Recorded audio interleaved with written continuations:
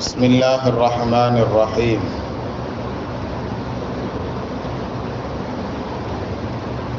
قال رسول الله صلى الله عليه وسلم: إنما الأعمال بالنيات وإنما لكل امرئ ما نوى فمن كانت هجرته إلى الله ورسوله فهجرته إلى الله ورسوله. صدق النبي صلى الله عليه وسلم. அமீருல் முஃமினீன் Umar ibn Al-Khattab ரலியல்லாஹு தஆலா அன்ஹு அவர்கள் அறிவிக்கக்கூடிய ஹதீஸ் இது. அல்லாஹ்வுடைய திருத்தூதர் முஹம்மது நபி ஸல்லல்லாஹு அலைஹி வஸல்லம் அவர்கள் சொன்னார்கள், இன்னமல் அமாலு பின்னியாத். இந்த ஹதீஸ் புகாரி ஷரீஃபிலேயே முதல் ஹதீஸாக இந்த ஹதீஸ் இமாம் புகாரி ரஹ்மத்துல்லாஹி அலைஹி அவர்கள் பதிவு செஞ்சிருப்பாங்க. ஏன்னா எல்லா செயல்களுக்கும் காரணம் நாம் மனதில் நினைக்கக்கூடிய நியத்து தான் அப்படிங்கிறத வலியுறுத்தக்கூடிய ஹதீஸ் இது. அப்படிங்கிறதுனால நாம் செய்யக்கூடிய எந்த அமல்களாக இருந்தாலும் சரி, தொழுகை, உது செய்கிறது, ஹஜ்ஜு செய்கிறது, என் பரதான குளிப்பாக இருந்தாலும் குளிக்கிறதுக்கு உள்பட எல்லா விஷயங்களுக்கும் நியத் அப்படிங்கிறது எல்லா விதத்திலும் அது பயன்படக்கூடிய ஒரு இம்பார்ட்டண்டான ஒரு விஷயம். நியத் அப்படின்னு சொன்னால் மனசில் நினைக்கிறதுக்கு பேர் தான் நியத். நான் இந்த விஷயத்தை செய்ய போகிறேன் அப்படிங்கிறத மனசில் நினைப்பதற்கு பெயர் தான் நியத். அதை பற்றி இந்த ஹதீஸில் நபி ஸல்லல்லாஹு அலைஹி வஸல்லம் அவங்க சொல்லி தர்றாங்க. எல்லா செயல்களும் எண்ணத்தை கொண்டே நடைபெறும் அப்படிங்கிறத நமக்கு நபி ஸல்லல்லாஹு அலைஹி வஸல்லம் சொல்கிறாங்க. அதாவது எந்த எண்ணத்தில் நீங்கள் செய்கிறீங்களோ அந்த எண்ணம் உங்களுக்கு பிரயோஜனத்தை தரும். எந்த செயல்களாக இருந்தாலும் அல்லாஹுக்காக வேண்டி நாம் செய்கிறோம் அப்படின்னா அதனுடைய பிரதிபலனை நம்ம அல்லாஹ்விடம் எதிர்பார்க்க முடியும் அப்படிங்கிறத உணர்த்து முகமாகவும் நமக்கு நபி ஸல்லல்லாஹு அலைஹி வஸல்லம் இந்த செய்தியை சொல்லி தர்றாங்க. இதை முதல்ல சொல்லிட்டு அதுக்கடுத்து என்ன செய்கிறாங்க, இன்னமா லிகுல்லி இம்ரிஇம் மா நவா ஃபமன் கானத் ஹிஜ்ரத்துஹு இலல்லாஹி வ ரசூலிஹி. நபி ஸல்லல்லாஹு அலைஹி வஸல்லம் சொல்லும்போது ஃபமன் கானத் ஹிஜ்ரத்துஹு டைரக்டாக இந்த நியத்தை பற்றி சொல்லிக்கிட்டே ஹிஜ்ரத்துக்கு வந்துட்டாங்க நபி ஸல்லல்லாஹு அலைஹி வஸல்லம். ஏன் ஹிஜ்ரத்தை பற்றி சொல்கிறாங்கன்னு சொன்னால், சில சூழல்களில் சில சஹாபாக்கள்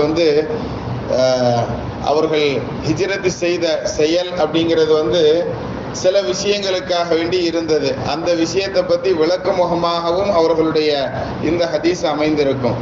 எவருடைய ஹிஜ்ரத்து அல்லாஹுக்கும் அவனுடைய தூதருக்குமாக இருக்குமோ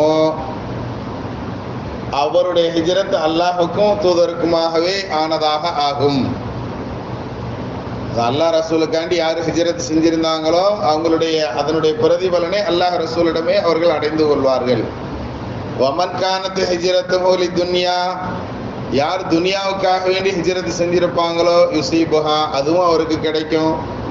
அபிமராத்தின் அல்லது ஒரு பெண்ணுக்காக வேண்டி யாராவது ஹிஜ்ரத் செஞ்சிருந்தாங்க அப்படின்னு சொன்னா அதுவும் அவர்களுக்கு கிடைக்கும். அவளை அவர் நிக்காகவும் செய்து கொள்வார்.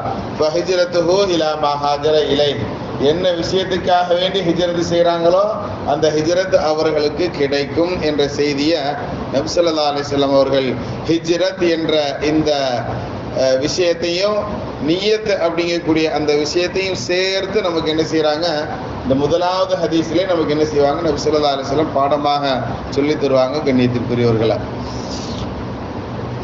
அப்போ நாம் எந்த செயல்கள் செய்தாலும் அதில் நியத்தும் சரியாக இருக்கணும் அப்படிங்கிறத நமக்கு இந்த ஹதீஸ் ரொம்ப தெளிவாக படம் பிடித்து காட்டும். ஹிஜ்ரத்தினுடைய காலம், உதாரணத்துக்கு ஃபஜ்ரினுடைய தொழுகையினுடைய நேரம் அப்படின்னு எடுத்துக்கிட்டோம்னு சொன்னால் 4:20 5:42 வரைக்கும் ஃபஜ்ர் தொழுகலாம். ஃபஜ்ரினுடைய நேரம் புரியுதுங்களா? இப்போ இதே மாதிரி லுஹருடைய நேரம் அப்படின்னு சொன்னால் லுஹருடைய நேரம் 12:00 3 வரைக்கும் அப்படின்னு ஒரு குறிப்பிட்ட டைம் அப்படிங்கிறது நமக்கு உண்டு. அசர்னா அசர்னுடைய நேரம் இவ்வளோ நேரம், மகரிபுடைய நேரம் அப்படிங்கிறது ஒரு எல்லாத்துக்கும் ஒரு நேர வரை அப்படிங்கிறது உண்டு. அதே மாதிரி நபி ஸல்லல்லாஹு அலைஹி வஸல்லம் அவர்கள் ஹிஜ்ரத்து செஞ்சாங்க அப்படின்னு சொல்கிறோம். ஹிஜ்ரத்துனா என்ன? இறைவனுக்காக வேண்டி இறைவனுடைய விஷயங்களை செய்கிறதுக்கு எந்த ஊரில் தடை இருக்குதோ அந்த ஊர்ல இதுக்கு மேல நம்மளால இருக்க முடியாது, நம்ம மார்க்கத்தின் பிரகாரம் நடக்க முடியாது அப்படிங்கிற பட்சத்துல அந்த ஊரை விட்டுட்டு நாம தீனை காப்பாத்திக்கிறதுக்காக வேண்டி நம்மளுடைய சொத்து சுகங்கள் எல்லாத்தையும் விட்டுட்டு நம்ம என்ன செய்யறது, ஊரை காலி பண்ணி அகதிகளாக வேற ஊருக்கு போறதுக்கு பெயர் தான் ஹிஜ்ரத் செஞ்சு போறது அப்படிங்கிற அந்த பயணம். இப்ப எப்படி ஒவ்வொரு தொழுகைகளுக்கும் ஒரு நேர வரைமுறை இருக்குதோ அது மாதிரி ஹிஜ்ரத் அப்படிங்கிறதுக்கு என்ன நேர வரைமுறை அப்படிங்கிறத பத்தி நமக்கு ஹதீஸ்களிலும் இமாம்களுடைய வழிகாட்டுதல்களிலும் நாம பார்க்கும் பொழுது அருமையாக சொல்லி தருவாங்க. ஹிஜ்ரத் அப்படிங்கிறதனுடைய கால அளவு எங்கிருந்து ஆரம்பிச்சது அப்படின்னு சொன்னா, நபி ஸல்லல்லாஹு அலைஹி வஸல்லம் அவர்கள் ஒவ்வொரு சஹாபாக்களுக்கு என்ன செஞ்சாங்க, அனுமதி கொடுத்தாங்க. இதுக்கு மேல நம்ம மக்கால இருக்க இயலாது. எப்ப நபி அவர்களுடைய கிட்டத்தட்ட 50 வயசுக்கு மேலதான் ஹிஜ்ரத் செய்யறதுக்கு என்ன செய்யறாங்க, அனுமதிக்கிறாங்க.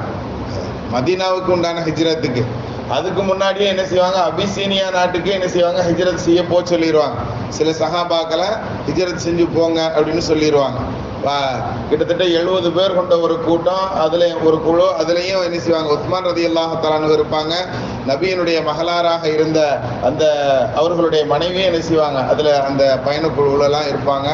அவங்களாம் என்ன செய்வாங்க, ஹிஜ்ரத் செஞ்சு போன செய்திகளை எல்லாம் நாம பார்க்க முடியும். கிட்டத்தட்ட ஒரு 5 பேர் கொண்ட, அதாவது 5 குழுக்களாக ஹிஜ்ரத்துக்கு நபி ஸல்லல்லாஹு அலைஹி வஸல்லம் இப்படி அனுப்பியிருக்கிறாங்க. எங்க அபிசீனியா நாட்டுக்கு ஆரம்பத்தில் அனுப்பியிருப்பாங்க. சரி, இப்போ அவங்களும் ஹிஜ்ரத் செஞ்ச இந்த லிஸ்ட்ல வருவாங்க. அல்லாஹ் ரசூலுக்காக வேண்டி ஹிஜ்ரத் செஞ்ச லிஸ்ட்ல வருவாங்க. அப்ப இருந்து ஹிஜ்ரத்தினுடைய காலம் ஆரம்பிச்சிருச்சு. அதனுடைய எண்டு எப்ப, கடைசி எது வரைக்கும் அப்படிங்கிறத பார்த்தோம்னு சொன்னா, நபி அவர்கள் ஹிஜ்ரத்து, நபி அவர்களும் அபூபக்கர் நாயகமும் என்ன செய்வாங்க, ஹிஜ்ரத்துக்கு போவாங்க இல்லையா. அதுல இருந்து ஆரம்பிச்சு கிட்டத்தட்ட ஹிஜ்ரி 8வது வருடம் நபி அவர்கள் என்ன செய்வாங்க, திரும்ப மக்காவின் மீது போர் தொடுத்து மக்காவை கைப்பற்றுறதுக்காக வேண்டி போவாங்க. மக்கா அப்படிங்கிற ஊரை யாரும் என்ன செய்ய முடியாது, போர் செய்யக்கூடாதுங்கிறது தடை செய்யப்பட்ட ஒரு விஷயம். ஆனால் அன்றைய தினத்துல மட்டும் நபி அவர்களுக்காக வேண்டின்னு அல்லாஹ் தஆலா அனுமதி கொடுத்திருந்தா இன்னைக்கு ஒரு நாள் நீங்க என்ன செய்யலாம், கஅபத்துல்லாஹ்வின் மீது படையெடுக்கலாம். ஆனால் ஆயுதம் ஏந்தாமல் போகணுங்கிறதும் ஒரு கண்டிஷனாக இருந்ததுங்கிறத நம்ம பார்ப்போம். அப்ப அந்த நேரத்துல ஆயுதம் இல்லாம என்ன செய்வாங்க, போவாங்க வைப்பாங்கிறதுலாம் பெரிய ஹிஸ்டரி அது. சரி, இப்ப இந்த படையெடுத்து போறாங்க பாருங்க. இது வரைக்கும் தான் ஹிஜ்ரத்தினுடைய யாராவது நபியோட வந்து சேர்ந்துக்கிட்டாங்க அப்படின்னு சொன்னா அவர்களை நபி ஸல்லல்லாஹு அலைஹி வஸல்லம் ஹிஜ்ரத் செஞ்ச முஹாஜிர் அப்படின்னு சொல்லுவாங்க. சரிங்களா, டைம் ஆயிடுச்சு. அந்த ஒரு செய்தியை மட்டும் சொல்லிக்கிறேன். நான் அலாரம் பில் அப்பப்போ அடிச்சுக்கிட்டே இருக்கும். அப்ப நபி ஸல்லல்லாஹு அலைஹி வஸல்லம் அவர்கள் மக்காவுக்கு போறதுக்கு முன்னாடி கொஞ்சம் வெளியில, அதான் நாளைக்கு பகல்ல தான் போர் செய்யறது அப்படிங்கிற ஒரு நியதி உண்டு. இந்த காலத்துல மாதிரி இரவுல போய் குண்டுலாம் போட மாட்டாங்க. அப்ப அந்த நேரத்துல என்ன செஞ்சாங்க, இரவுல போய் சேர்றாங்க ஊருக்குள்ள போகக்கூடாதுங்கிறதுனால ஊருக்கு வெளியவே என்ன செய்வாங்க, கொஞ்சம் தூரத்துல டென்ட் அடிச்சு தங்கி இருப்பாங்க. நிறைய நபர்கள் இருப்பதை காட்டணுங்கிறதுக்காண்டி நிறைய என்ன செய்வாங்க, நபி ஸல்லல்லாஹு அலைஹி வஸல்லம் சின்ன சின்ன அடுப்புகளாக பத்த வச்சு என்ன செய்யுங்க, எல்லாரும் தனித்தனியாக சமையலாக்கி சாப்பிடுங்கிறதெல்லாம் சொல்லுவாங்க. எல்லாம் போரினுடைய ஒரு ட்ரிக்ஸ்ல உண்டானது. நிறைய நபர்கள் வந்திருக்கோங்கிறத எதிரிகளுக்கு காட்டுறதுக்காக வேண்டின்னு சொல்லி. சரி, இந்த மாதிரி தங்கி இருக்கும் பொழுது ஊருக்கு வெளியே தங்கி இருக்கிறாங்க, ஹரமை விட்டு வெளியே தங்கி இருக்கிறாங்க. இந்த நேரத்துல கடைசியாக நபி அவர்களுடைய சித்தப்பா என்ன செய்வாங்க, அவங்க அப்பாஸ் ரலியல்லாஹு தஆலா அன்ஹு என்ன செய்வாங்க, நபியை வந்து பார்க்க வருவாங்க.